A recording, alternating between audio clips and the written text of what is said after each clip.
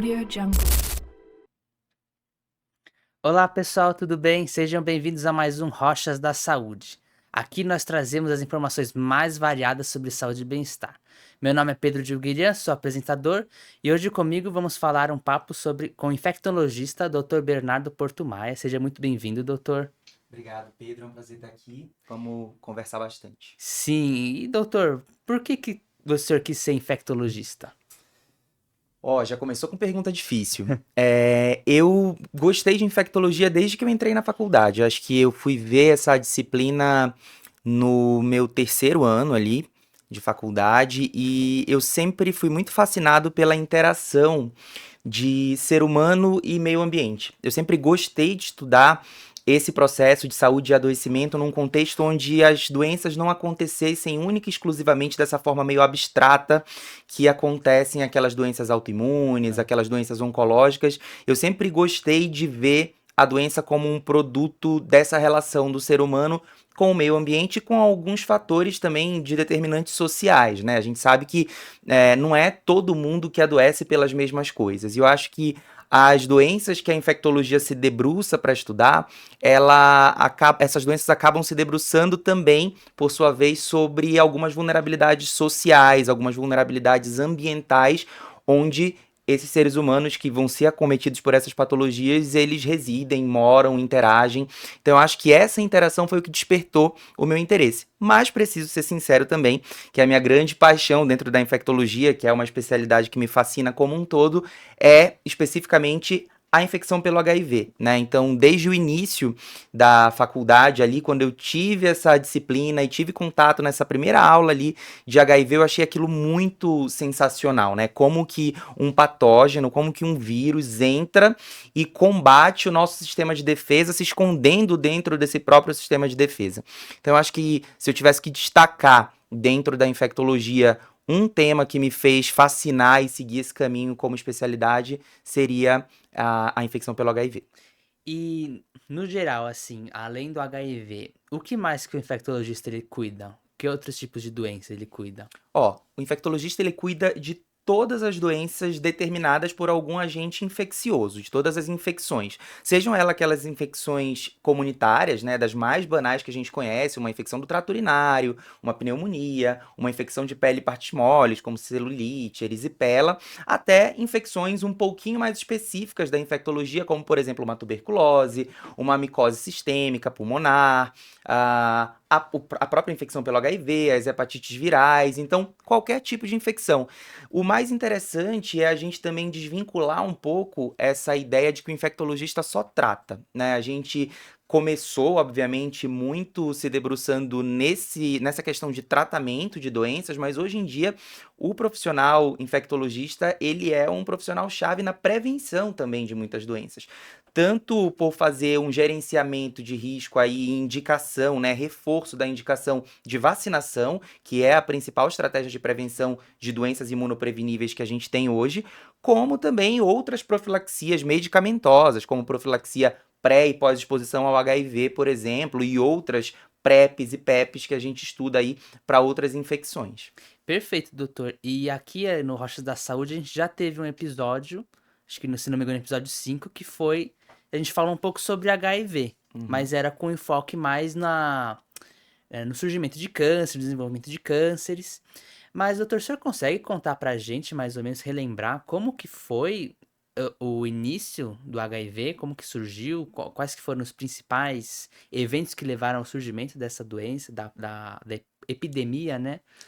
Primeiro eu preciso dizer que eu sou um pouquinho mais novo que o HIV. Então, Tá. algumas coisas eu não vivi desse início, Tá. tá? A gente tá falando de uma pandemia quarentona, como eu gosto de chamar, né? Pra gente lembrar que a gente luta aí, a gente estuda, a gente embate, principalmente o preconceito, né? E o estigma que vem dessa infecção há mais de 40 anos. Mas se a gente for remontar aí o início dessa pandemia, começou em 1981, quando a gente teve ali os 5 primeiros casos de uma pneumonia estranha, não tão estranha quanto o que aconteceu na Covid-19, que a gente não sabia do que se tratava. Ali eram pneumonias que a gente sabia do que se tratava, a gente sabia o que estava causando. Eram pneumocistoses, né? Eram casos de pneumonias fúngicas que a gente sabia que só acometiam pessoas que estivessem gravemente doentes, imunocomprometidas, com a resposta imunológica deficitária. Só que elas começaram a acontecer em pessoas jovens e que, aparentemente, até aquele momento, eram imunocompetentes, rígidos, não tinham nenhum problema de saúde e não justificaria, portanto, estarem adoecendo por aquele tipo de pneumonia. E depois desses casos, obviamente, vários outros começaram a aparecer em uma cadeia de transmissão que a gente conseguiu estipular ali que fosse por uma transmissão sexual, porque inicialmente esses casos se concentraram entre homens que faziam sexo com outros homens. A gente sabe que esse não é um grupo de risco, na verdade, não há grupo de risco para nenhuma infecção sexualmente transmissível. O que é de risco é o comportamento, mas era sim, e ainda é, em alguns locais, como no Brasil, a população-chave para transmissão dessa infecção. É onde reuniu o maior número de casos. E você comentou que não. Você comentou que seria o comportamento e não o grupo, mas o que seria isso? É porque se a gente taxar como a gente fazia lá no início, em 1980 e 1990, um grupo de pessoas como, por sua questão identitária, tendo um maior risco de ter alguma doença, a gente estigmatiza e nem sempre a gente está sendo justos, né? Então vamos pensar. Obviamente, que se eu tenho mais parcerias sexuais, eu vou ter mais risco de ter infecções sexualmente transmissíveis. Ponto. Se eu avaliar só essa frase em número absoluto, sim. Mas a gente sabe que tem várias variáveis que interferem no gerenciamento desse risco.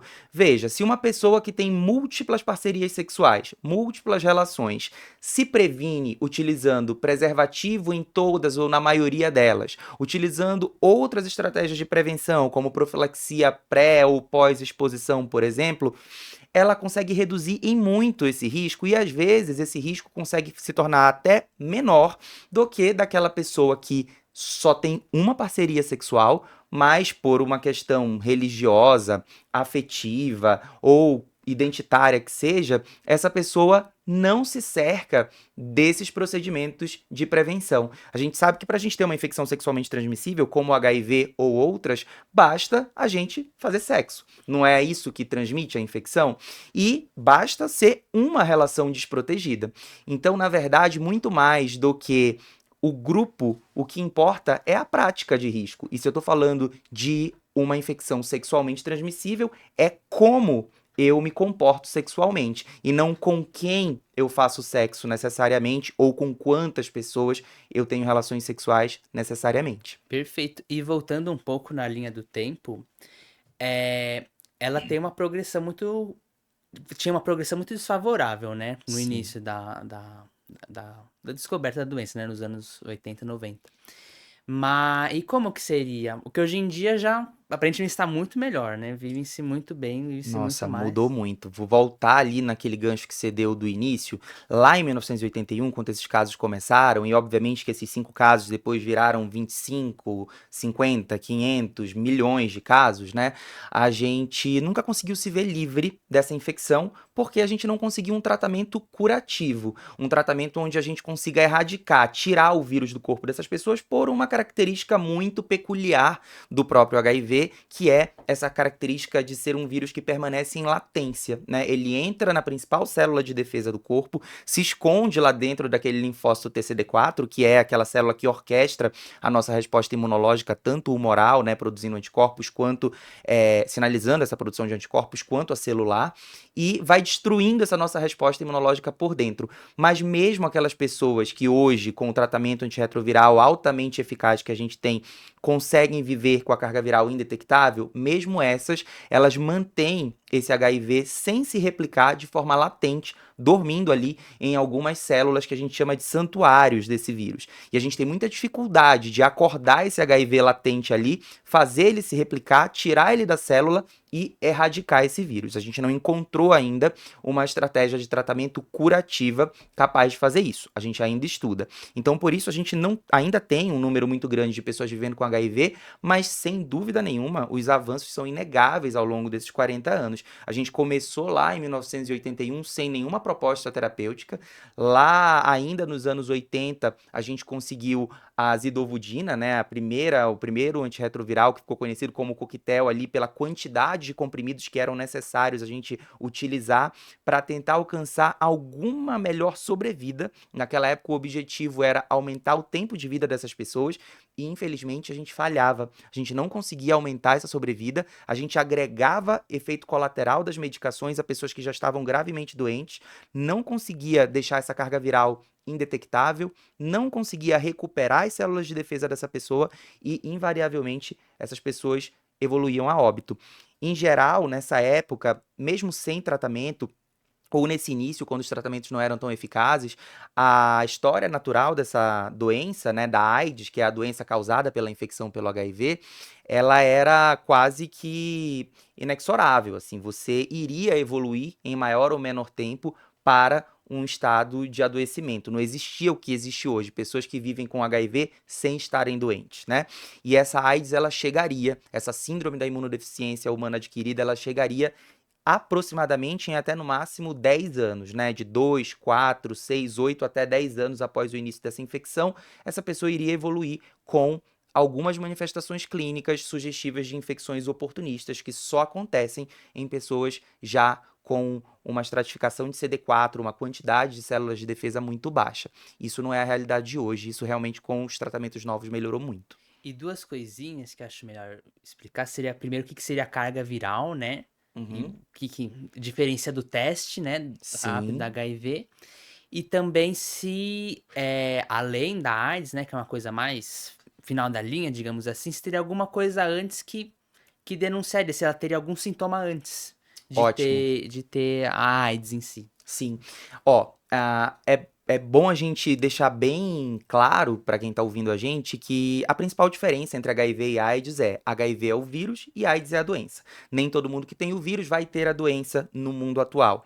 Lá no início, isso era praticamente inevitável, mas hoje, com o tratamento que a gente tem, a gente consegue que alguém que seja diagnosticado com essa infecção pelo HIV, se tratado precocemente, talvez nunca evolua para um diagnóstico de AIDS, para um diagnóstico de doença causada pelo HIV. Esse termo carga viral é realmente um resultado de exame, né? É um exame que a gente faz em alguém que a gente está suspeitando que tenha a infecção pelo HIV para a gente quantificar quantas cópias de vírus tem por ml de sangue daquela pessoa. É um teste confirmatório. Obviamente, a gente não sai pedindo teste de carga viral para todo mundo que a gente suspeita da infecção. A gente tem outros testes diagnósticos de triagem que a gente pede primeiro, né? O primeiro teste que a gente pede geralmente é um teste rápido, que é um teste sorológico, onde você vai pegar uma gotinha de sangue de um paciente e vai colocar numa plaquinha ali e ver se vai acender aquela imunocromatografia. É como se fosse um teste de gravidez, sabe? Que dê aqui aqueles dois palitinhos Uhum. vermelhos quando tá reagente. É a mesma coisa do teste rápido para o HIV, e a gente tem teste rápido para hepatite B, para hepatite C também. O bom é que ele vai te dar um resultado ali de 15 até 30 minutos após você realizar esse teste com uma especificidade e sensibilidade muito alta. Então dá para confiar muito no resultado desse teste. Como a gente está falando de uma infecção incurável e que traz muito estigma, a gente só dá diagnóstico com 2 testes diferentes positivos. Então, fez um teste de triagem, um teste rápido e positivou, você precisa fazer um outro teste. Pode ser um outro teste rápido de um kit ou fabricante diferente, que se vier também positivo, já confirma a infecção. Pode ser uma sorologia, que é coletar sangue desse paciente para pesquisar o anticorpo produzido contra o HIV, mas aí em laboratório isso demora um pouquinho de tempo para ficar pronto, aí 24, 48 horas na maioria dos laboratórios.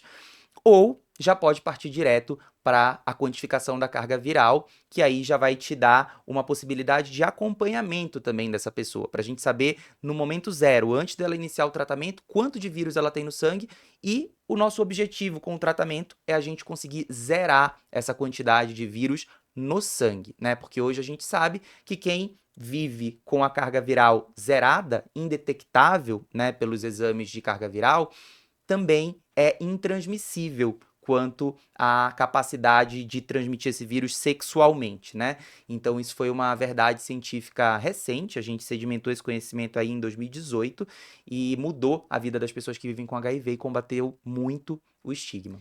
E voltando um pouco, quem que deve fazer esses testes de triagem para o HIV e que médico, quem que ele deve procurar para seguir o tratamento e como que funciona o tratamento? Várias perguntas, a enxurrada de Fica perguntas. tranquilo. Ó, é muito interessante você perguntar isso, porque você também perguntou antes sobre manifestação clínica, né? Como que a gente vai suspeitar? E quando a gente fala de infecção por HIV, a maioria das vezes eu tô falando de uma infecção assintomática.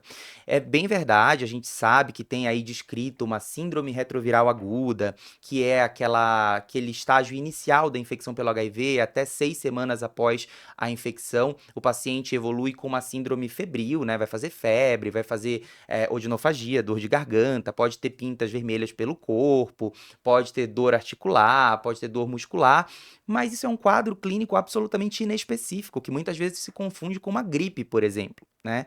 Então, não dá muito pra gente esperar que aconteça uma síndrome febril aguda para eu fazer diagnóstico de HIV. Então, hoje, o que que a gente orienta? Que a gente faça a testagem de forma seriada em quem se expõe, em quem tem risco de se infectar por HIV. E se a gente sabe que é uma infecção que não é transmitida exclusivamente de forma sexual, mas principalmente por essa via, então quem pratica sexo deve se testar para o HIV. Obviamente que se você tem parceiro fixo e se você não tem uma relação aberta, isso reduz um pouquinho mais o seu risco. Mas lembrando, como eu gosto de lembrar para os alunos sempre, em algumas palestras que eu dou, a OMS e nenhuma outra organização de saúde padronizou a confiança na parceria sexual como uma estratégia de prevenção de nenhuma infecção sexualmente transmissível, e eu não tô aqui dizendo para Para que a gente não julgar. confiar, né? Mas a grande questão é, cada pessoa tem que gerenciar o seu próprio risco, né? Nós somos responsáveis pela nossa própria saúde. E a gente fazer exame, a gente se testar, é um autocuidado. Isso em nada versa sobre a minha confiança na minha parceria sexual, na minha parceria afetiva, né? Então, o ideal seria que quem pratica sexo, mesmo que se cerque de outras estratégias de prevenção, ali, aí, nessa mandala de prevenção combinada, como a gente chama, as testagens seriadas. E a gente recomenda que essas testagens aconteçam a cada 3 a 4 meses, pelo menos, tá? Pode ser com teste rápido, pode ser com sorologia, e quem vai indicar esse teste vai ser o médico que você escolher para te acompanhar. Esse é um papel do infectologista mais recente também, né? Nessa era que a gente vive de mais liberdade sexual, e isso é muito bom, né? Eu não tô falando liberdade sexual como uma crítica de forma alguma. Eu acho que as pessoas têm que ser livres sexualmente e têm que aprender a se cuidar para conseguir gozar de todo o prazer que queiram da forma mais segura possível para si e para suas parcerias. Então, pensando nesse sentido, o infectologista vem também como esse profissional que vai te oferecer essas armas para prevenção. Então, o agente na medicina que vai te oferecer as melhores oportunidades, tanto de testagens diagnósticas, de profilaxias a serem feitas no que tange a prevenção de infecções sexualmente transmissíveis como HIV e outras, é o infectologista.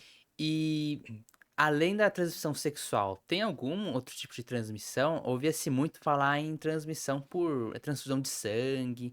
Ainda é Sim. uma realidade? Olha, complicado te responder isso com essa notícia recente que a gente foi surpreendido aí no Rio de Janeiro, né, com casos de transplantes de órgãos de doadores infectados pelo HIV. Então, a resposta deveria ser não, Pedro. Não é comum, tá? Mas infelizmente ainda acontece, ainda que pontualmente. Só que quando acontece, mesmo que pontualmente, é algo muito grave, né? Porque apesar de não ser uma condenação de morte, mas hoje a gente tem tratamento, é gratuito no Brasil, é muito bem tolerado, mas eu tô fazendo com que, inadvertidamente, uma pessoa que recebeu um órgão para estar mais saudável ganhe esse órgão já com mais uma condição de saúde a ser tratada, né? O HIV ele é transmitido principalmente sexualmente, mas ele pode ser transmitido por transfusão de sangue e por outros órgãos, né, num contexto de transplante de órgãos de doadores não testados. E isso mudou muito lá do início de 1980 para mais recentemente, porque a gente melhorou as estratégias de triagem diagnóstica do HIV, principalmente nos bancos de sangue e nos doadores de órgãos. Então, a gente só autoriza esse uso de material biológico para esses fins quando a gente já testou essas amostras de todas as formas possíveis e garantiu que essas infecções, não só o HIV como outras, não estejam figurando nesse contexto. Mas essa é uma outra forma de transmissão do HIV. E outra forma que, felizmente, a gente em São Paulo, cidade de São Paulo, já erradicou, é a transmissão vertical, né? É aquela transmissão da pessoa que gesta para o recém-nascido num contexto de gestação ou principalmente no canal do parto. Então, isso a gente conseguiu erradicar recentemente na cidade de São Paulo e reduzir muito no estado de São Paulo também. Algumas outras cidades no Brasil também já erradicaram isso muito pelo programa de pré-natal. E aproveitando esse gancho, as pessoas que vivem com HIV, né? As pessoas que vivem com HIV, elas podem ter filhos e gestar também, sem dar sequelas, transmitir o HIV pro filho?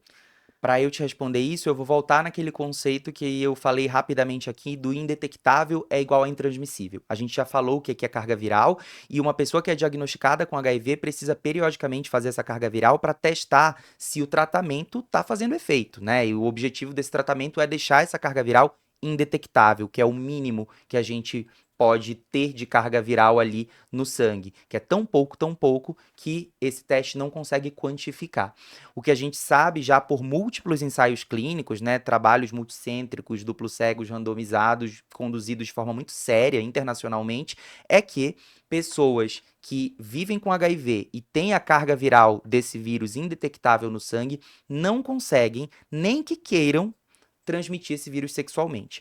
Ora, se essas pessoas não conseguem transmitir esse vírus sexualmente, mesmo em relações sem preservativo, obviamente, uma relação sem preservativo para um fim de reprodução humana não vai incorrer na infecção de um concepto, né, de um recém-nascido. Então, a gente passou a viabilizar, sim, a reprodução humana entre pessoas que vivem e não vivem com HIV, né, entre casais soro diferentes, que é como a gente chama essa conformação de casal, de uma pessoa vivendo com HIV e outra não vivendo com o vírus. E isso se tornou uma realidade. Isso era algo muito limitante. Eu ainda na minha residência tive a oportunidade de atender casais que se cercavam de vários procedimentos para tentar engravidar, faziam dupla lavagem espermática, sempre com muito medo ainda assim de incorrer na infecção desse bebê. E hoje eu tenho a felicidade de poder receber pessoas que vivem com HIV, tratá-las, deixá-las indetectáveis. A gente pede que essa carga viral esteja indetectável há pelo menos 6 meses em vigência de tratamento, e aí liberar essas pessoas para conseguirem, quando for um sonho do casal, se reproduzirem, terem seu bebê, terem seu filho de forma mais natural possível. Isso pode acontecer tanto por vias normais, ali não assistidas, ou por reprodução assistida, se houver uma indicação outra, obstétrica, por exemplo, para isso. Mas puramente a infecção pelo HIV não demanda que a reprodução seja assistida. Perfeito. E tem muitos estigmas, né, ainda hoje Uhum. sobre o HIV, sobre a AIDS. E o que você tem a dizer sobre isso? O que recado que você tem a passar sobre eles? Olha, eu acho que esse é o verdadeiro câncer, né, da humanidade, é o preconceito. E não seria diferente com HIV, porque quando a gente fala de HIV, a gente fala de sexo, e falar de sexo ainda é um tabu. O grande problema do HIV não é o HIV em si, mas é como ele principalmente é transmitido. Então, mais uma vez, vou jogar lá para o início. Em 1981, lá quando começaram os primeiros casos, era muito comum que houvesse uma distinção entre as pessoas diagnosticadas com HIV. Os vivendo com HIV chamados de coitadinhos e os vivendo com HIV chamados de bem feito, né? Então, aquelas pessoas que pegavam HIV por uma transfusão de sangue naquele início, que era algo mais comum, principalmente entre hemofílicos, por exemplo, que faziam muitas transfusões e a gente não tinha ainda bancos de sangue tão bem aparatados tecnicamente para fazer essa triagem e evitar essa transmissão transfusional, era lamentado por todos que essas pessoas fossem diagnosticadas com HIV, porque, poxa, elas não tiveram escolha. E aquelas pessoas que se infectavam por HIV por relações sexuais, era bem feito, não se cuidou, bem feito, não usou preservativo. Eu sempre convido as pessoas a serem um pouquinho menos ah, julgadoras das outras e botarem um pouquinho a mão na consciência e às vezes refletirem sobre a própria história e se eventualmente essas pessoas nunca tiverem tido uma exposição sexual sem preservativo ou sem outras estratégias de prevenção, certamente pessoas muito próximas a essa pessoa, inclusive na própria família, familiares diretos, assim o fizeram, né? Até porque, se eu for falar da minha geração, já é diferente da sua em relação ao conhecimento dessas estratégias de prevenção. Se eu for jogar para a geração dos meus pais, mais diferente ainda, dos pais deles, mais diferente ainda, né? O uso de preservativo, ele, por incrível que pareça, muita gente acha que é só jovem que pega esse tipo de doença e de infecção. Não é verdade. O uso de preservativo, de método de barreira, ele é muito menos incidente, é muito menos frequente na população de idade mais avançada, justamente por um aspecto cultural. E não por outro motivo, a gente tem mais de 400% de aumento de infecções por HIV em pessoas com 60 anos ou mais no Brasil no último ano. Nossa, Então, isso é um dado bem chama alarmante. atenção, né? Bastante atenção. Então a gente precisa entender que o estigma ele atravessa todas as faixas etárias, ele atravessa todas as orientações sexuais, todas as identidades de gênero. HIV é uma infecção que tem um número de casos mais concentrado na população de homens que fazem sexo com outros homens, sejam bissexuais, homossexuais ou outra orientação sexual com essa prática, e em mulheres trans e travestis. No Brasil, mais de 30% das mulheres trans e travestis vivem com HIV, em uma sociedade onde eu tenho uma prevalência de 0,6% dessa infecção na população geral no nosso país, né? Então, menos de 1% dos brasileiros vive com HIV se a gente olha todo mundo, mas se a gente olhar a fatia dessa população mais vulnerável, a gente tem muito mais infecções. Porém, não é uma infecção exclusiva da população LGBT. A gente tem muitos heterossexuais vivendo com HIV, a gente tem muitos idosos vivendo com HIV, então é aquilo, a gente precisa desestigmatizar a forma de transmissão e a gente só faz isso falando sobre sexo. A gente faz isso com educação sexual nas escolas, na esfera familiar, a gente faz isso estimulando as pessoas a conhecerem as estratégias de prevenção combinada e a gente faz isso com política pública de saúde, viabilizando o acesso principalmente e prioritariamente para quem mais precisa dessas estratégias de prevenção.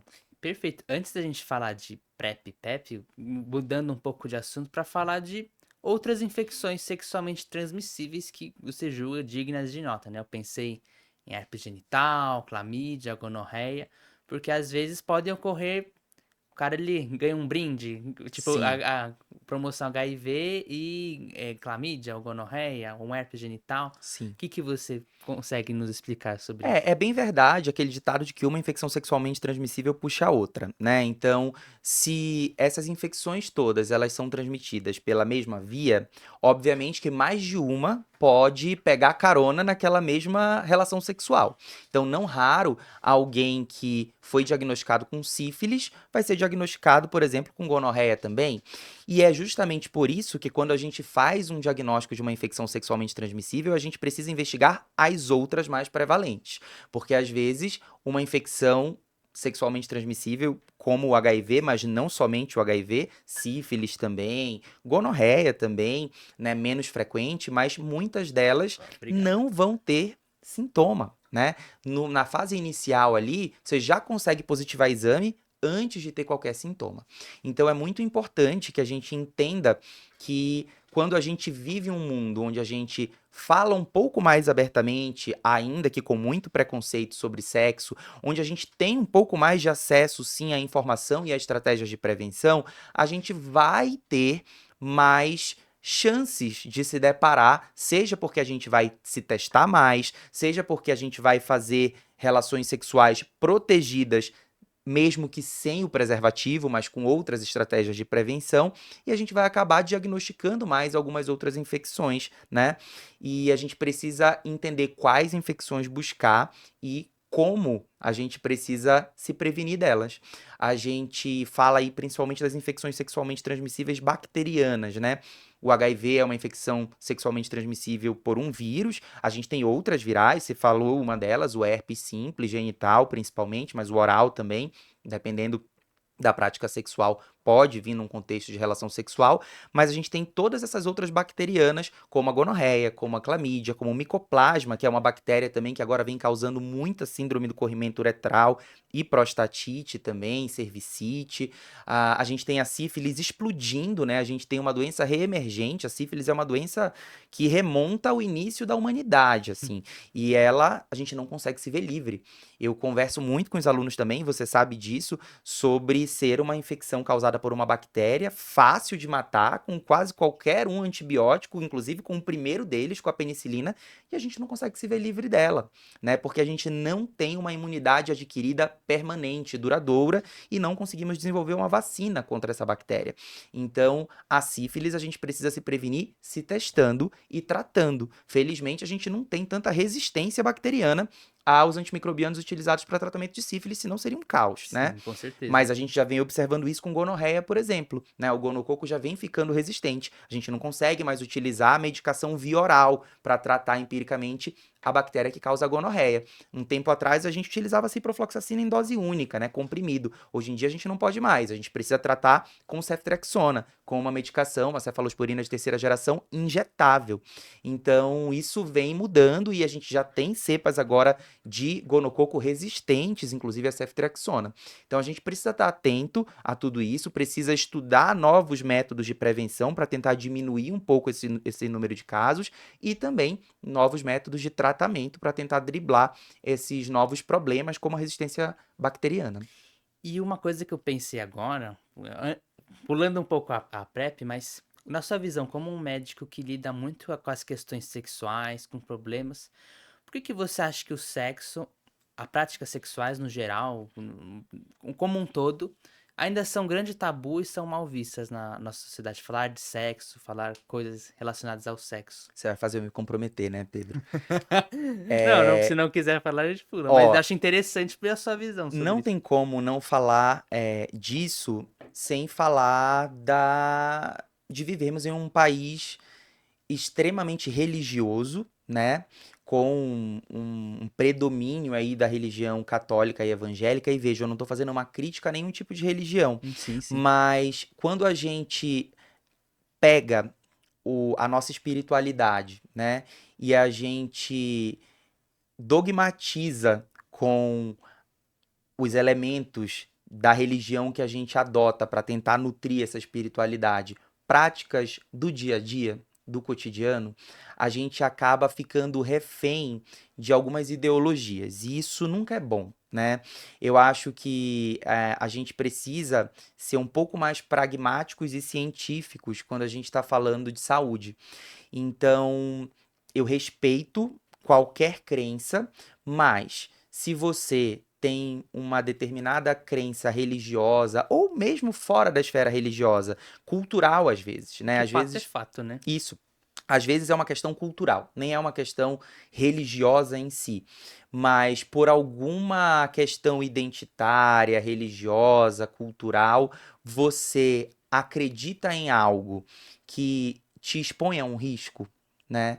Eu acho muito complicado você seguir uma prática de exposição de risco, principalmente se essa prática for uma prática sexual, porque sexo em geral, né? Não sempre, mas em geral, presume-se uma relação de pelo menos duas ou mais pessoas. Então, você vai estar condenando a sua parceria sexual, a maioria das vezes, a se expor ao mesmo risco que você, muitas vezes sem saber, né? Então, eu acho que o grande perigo mora aí. Né, eu acho que a gente tem muitas questões que ultrapassam o nosso real acesso à informação. E eu entendo a tua pergunta, porque a gente está em 2024, Sim, poxa, a sim. informação tá aí, a gente está aqui gravando um podcast Podcast, sobre é. isso, né? Então, poxa, como assim as pessoas não sabem que existe preservativo? Como assim as pessoas não sabem o que é PrEP, o que é PEP? Bom, primeiro, muitas pessoas não sabem. A gente vive num país continental e as barreiras de acesso à informação existem e são diferentes a depender de cada grupo populacional que a gente está falando.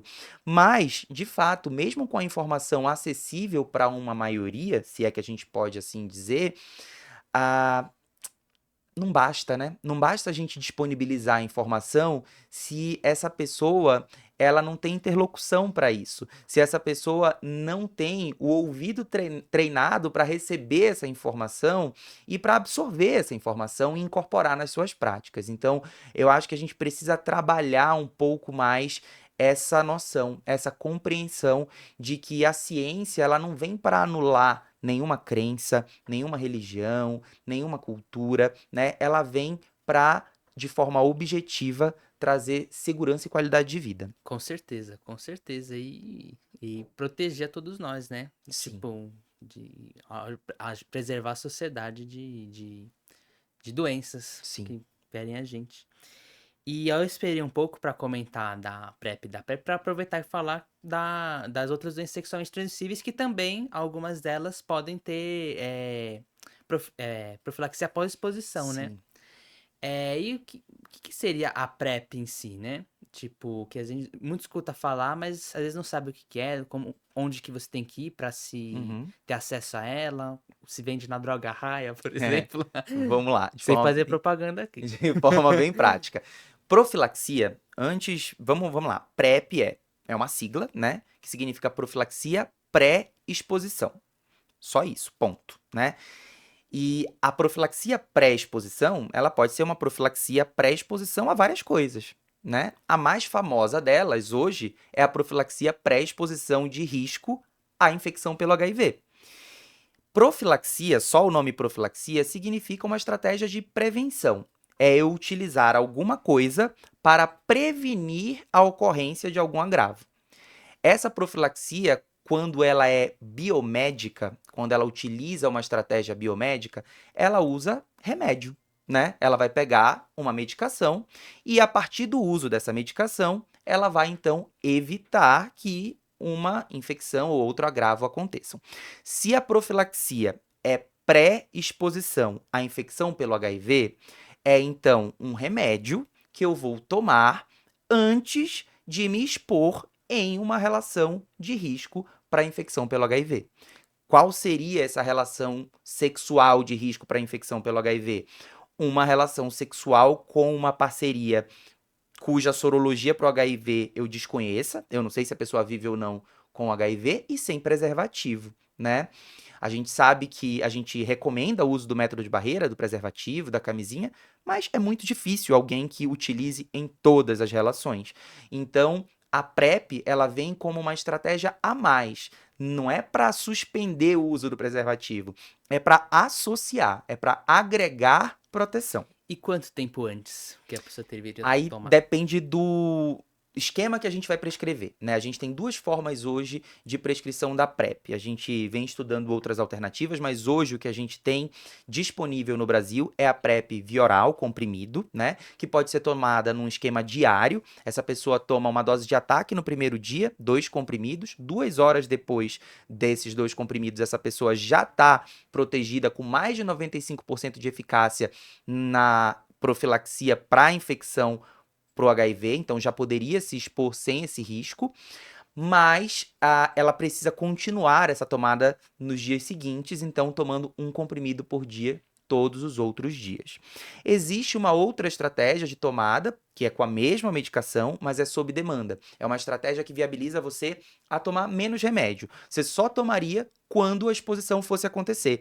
Eu brinco que só serve essa estratégia para quem é muito, muito programado. Eu falo para meus pacientes que eu só prescrevo isso para virginiano, para quem vai ter aquela exposição sexual programada no Excel e sabe exatamente quando que vai acontecer, porque você precisa tomar os 2 comprimidos da dose de ataque de 24 até pelo menos 2 horas antes do momento da exposição sexual de risco, um comprimido no dia seguinte, mais um comprimido no outro dia.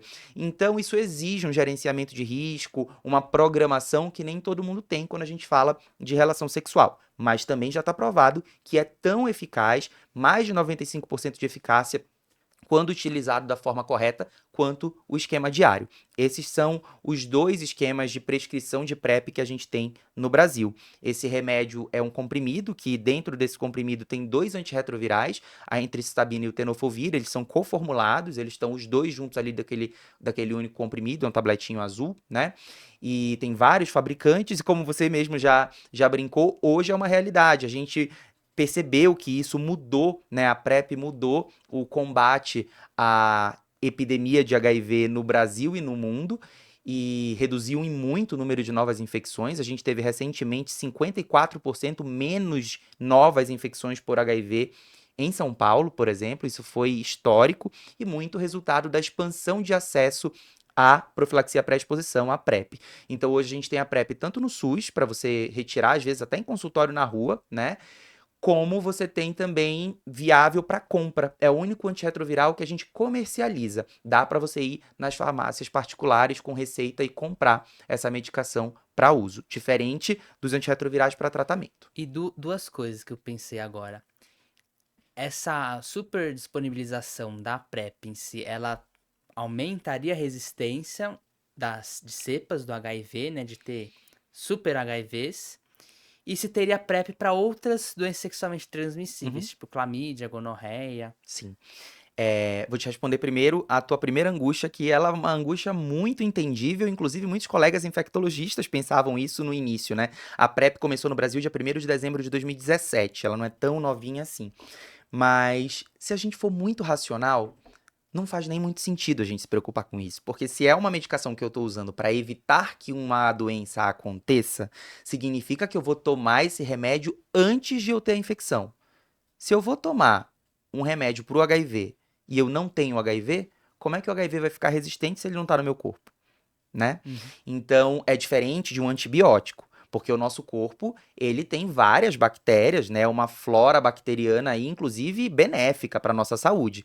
E quando eu utilizo antimicrobianos, antibióticos, né, eu acabo matando uma população de bactérias e induzindo o supercrescimento de outras, e isso traz disbiose, traz vários problemas de saúde. Mas a gente não é colonizado por HIV. Já pensou que caos que seria se a gente fosse? Pois é. Então, a exposição ao antirretroviral na ausência da infecção pelo vírus, para que o vírus não entre, ela não induz resistência em ninguém, porque o vírus não está lá, tá?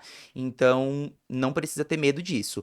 Agora, sobre PrEP para outras infecções sexualmente transmissíveis, a gente tem PEP para outras infecções sexualmente transmissíveis, profilaxia pós-exposição. PrEP a gente ainda estuda, tá? Tem alguns estudos de PrEP tanto para gonorreia e clamídia, quanto para sífilis, por exemplo. Mas mais recentemente, a gente teve aí uma divulgação muito ampla da doxipep, né, que é a profilaxia pós-exposição com doxiciclina para sífilis, gonorreia e clamídia.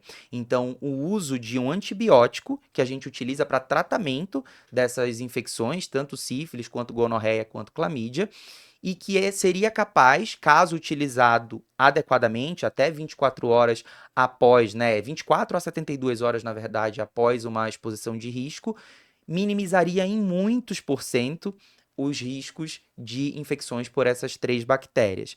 Então, essa profilaxia, ela é feita com antibiótico após 24 a 72 horas após uma exposição de risco. E a gente tem a PrEP para o HIV também, essa mais conhecida, desde muito antes da PrEP, inclusive, e que funciona. Só que aí a gente utiliza 28 dias de um esquema igual ao esquema que a gente usa para início de tratamento de pessoas vivendo com HIV, dessa vez não 2 antirretrovirais, mas 3, né?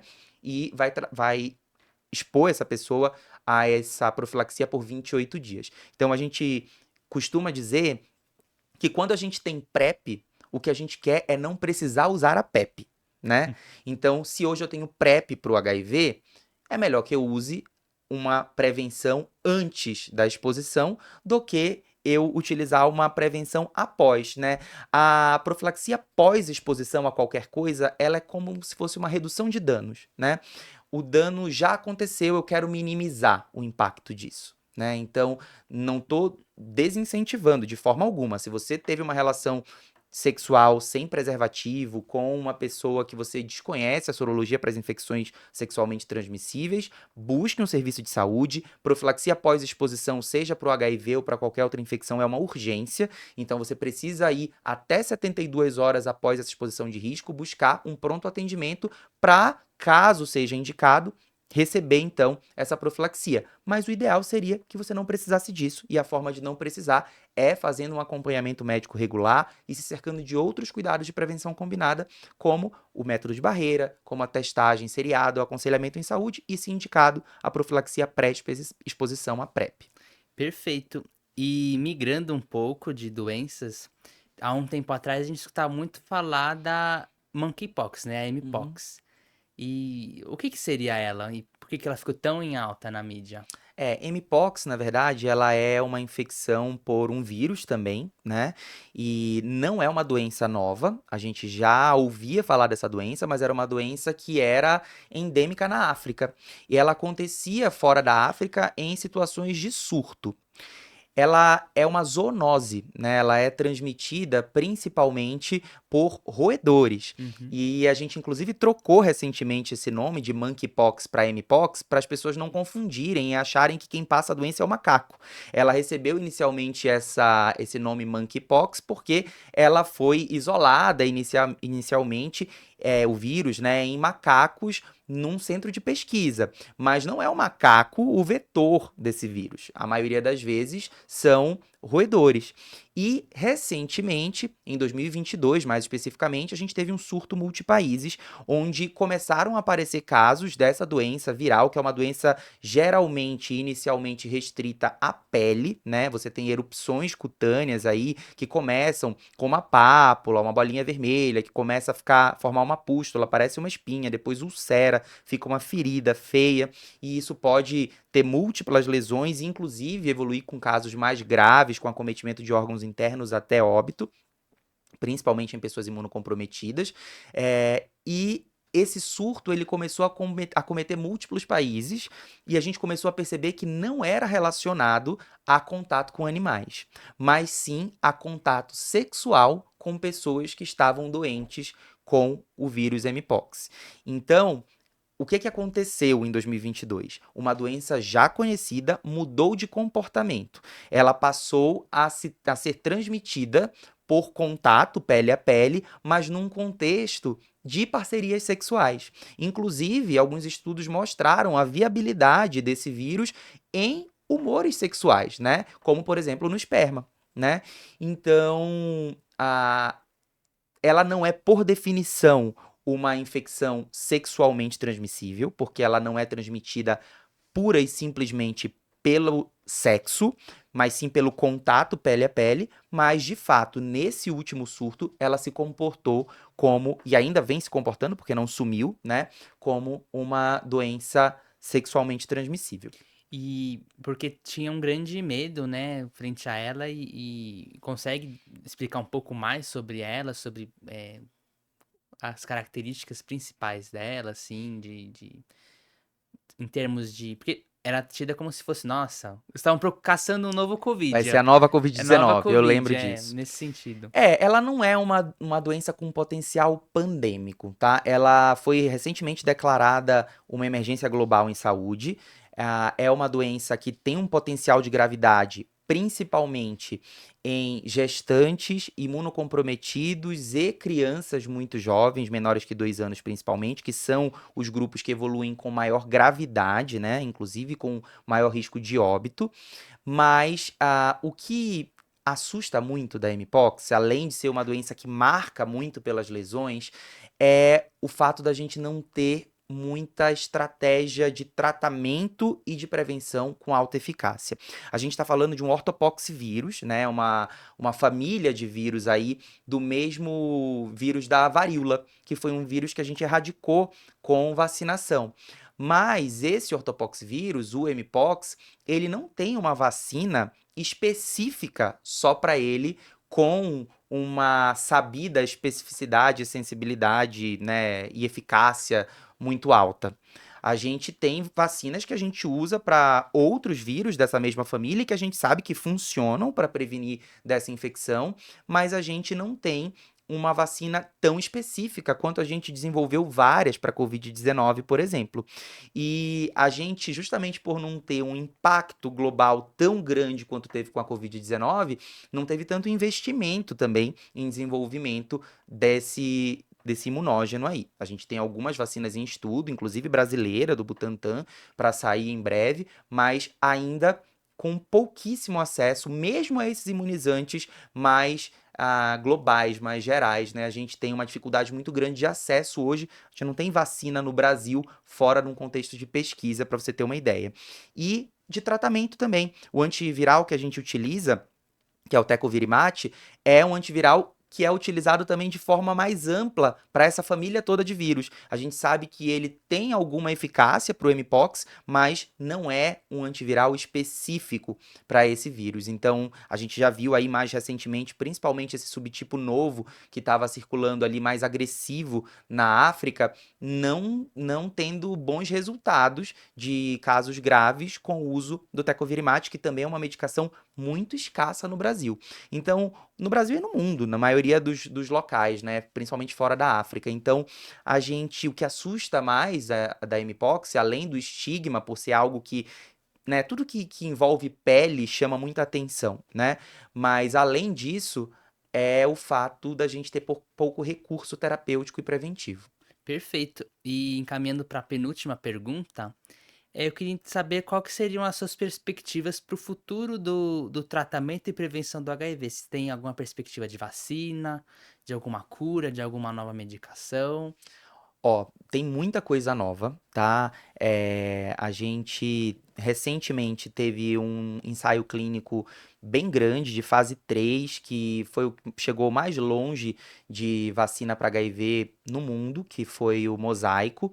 A gente, infelizmente, eu falo a gente porque eu tive o prazer de participar desse estudo aqui, coordenando ele no Emílio Ribas, e a gente não conseguiu uma eficácia relevante dessa potencial vacina, apesar de segura, ela não evitou a infecção pelo HIV em comparação ao placebo, quando a gente comparou os dois grupos, infelizmente, e desenvolver vacina para o HIV é isso. Cada estudo que a gente faz, a gente aprende mais uma coisa, porque realmente é um vírus com muitas capacidades de fugir das estratégias que a gente tem de imunização.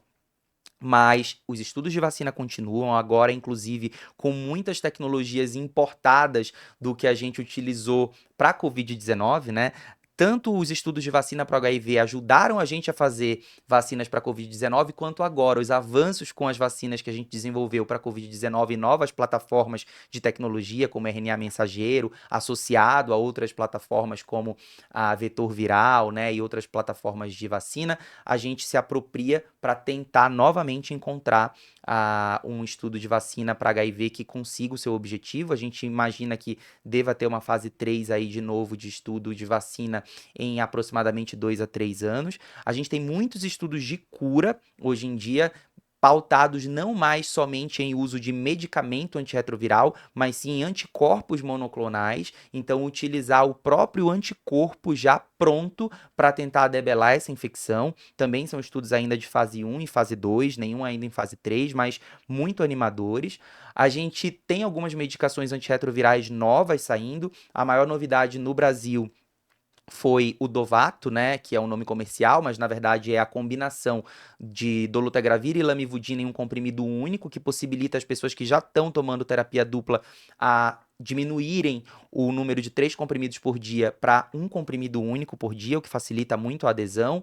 A gente teve recentemente uma medicação antirretroviral nova também para o HIV multidroga resistente e muitos estudos de PrEP animadores com PrEP injetável. Tanto o cabotegravir, que também foi um estudo que eu participei aqui, que é uma injeção a cada 2 meses, esse já comprovadamente eficaz, até mais eficaz do que a PrEP via oral, com uma injeção intramuscular a cada 2 meses, que a gente está em fase 4 já de implementação aqui no Brasil, e o lenacapavir, esse ainda mais otimista, onde a gente teve 0 infecções no estudo que validou o uso desse antirretroviral de aplicação injetável subcutânea uma vez a cada 6 meses. Então, aí 100% de eficácia com uma injeção a cada 6 meses é muito bom para quem hoje precisa tomar comprimido todo dia. Com certeza. E a gente escuta às vezes que tiveram casos de pessoas que se curaram do HIV, mas aí a gente estudando vê que não é bem Uhum. assim. Você poderia comentar mais sobre? Ó, existe, né? A gente tem 7 casos de pessoas curadas da infecção pelo HIV. A grande questão, o grande cuidado quando a gente fala disso, é só entender como que aconteceu essa cura, né? Esses 7 casos de cura, eles aconteceram todos por transplante de medula óssea. Então, foram pacientes que por outros motivos precisavam de um transplante. Então, a gente não tem como transplantar 40 milhões de pessoas que vivem com HIV. Até porque um transplante, seja de medula ou qualquer outro transplante, para que não haja rejeição, exige que esse paciente tome para o resto da vida medicações imunossupressoras. Então, eu trocaria uma imunodeficiência adquirida por um vírus por uma que eu vou adquirir a partir do uso de remédio. Então, não faz tanto sentido, além de não ser um procedimento simples, né? E é mais difícil ainda, porque essas pessoas só se curaram porque receberam material de doadores com uma mutação muito rara, né, que confere uma resistência à entrada do HIV nas células. Então, quando eu transplantei a medula óssea dessas pessoas, eu dei uma medula óssea de um doador que tinha essa mutação, essa pessoa que recebeu essa medula óssea vai renovar toda a sua população de células sanguíneas a partir dessa nova medula, e essas novas células todas serão resistentes à entrada daquele vírus. E aí eu consigo então eliminar essa infecção pelo HIV, porque o antirretroviral vai acabar matando o vírus que está na corrente sanguínea e não vai mais ter vírus dentro daquelas células. Agora, isso só funciona para quem tem indicação de transplante de medula óssea por uma neoplasia, por exemplo, como uma leucemia, né? A gente aprende muito com todos esses estudos, mas a gente precisa entender que nem toda estratégia, seja de tratamento, de cura ou de prevenção, ela é amplamente reprodutível para todas as pessoas. Então, hoje, a gente fala que não tem uma cura esterilizante para o HIV, porque a única que a gente encontrou, ela não é amplamente reprodutível, porque ela traria muito mais riscos do que benefícios. Perfeito, doutor. Agora a última pergunta que eu faço para todos os meus convidados é o que que seria a rocha da saúde para o senhor? Eu acho que a rocha da saúde é o conhecimento. Eu acho que a gente só consegue saúde, a gente só consegue se prevenir, se tratar, se cuidar e viver melhor se a gente buscar conhecimento. E essa busca do conhecimento, ela tem que ser um autoaprendizado também, né? A gente precisa aprender a buscar o conhecimento em fontes fidedignas, tanto quanto essa aqui que a gente está gravando. Não precisa sempre ser um livro, né, ou uma publicação muito técnica, mas a gente ter informação de fácil acesso, descontraída, né, sobre assuntos que são pertinentes ao dia a dia e à saúde das pessoas, isso é muito importante. Então, eu acho que rocha da saúde é a gente ter acesso a conhecimento, porque é o conhecimento que previne, que trata e que permite que a gente tenha qualidade de vida também. Com certeza, doutor. Queria agradecer muito a presença do senhor no programa. O senhor tem mais algum recado, alguma mensagem para dizer? Só te agradecer também, foi um prazer e eu fico à disposição para mais conversas. Muito obrigado, doutor. Obrigado É eu. um prazer todo meu. E eu queria fazer um pedido para você que está nos assistindo, para seguir o nosso canal, deixar o seu gostei, seguir as nossas redes sociais, o Instagram, o TikTok. Se você está acompanhando a gente no YouTube ou no Spotify, por favor, nos siga no canal, compartilhe com seus amigos. E eu espero vocês no próximo Rochas da Saúde. Até lá.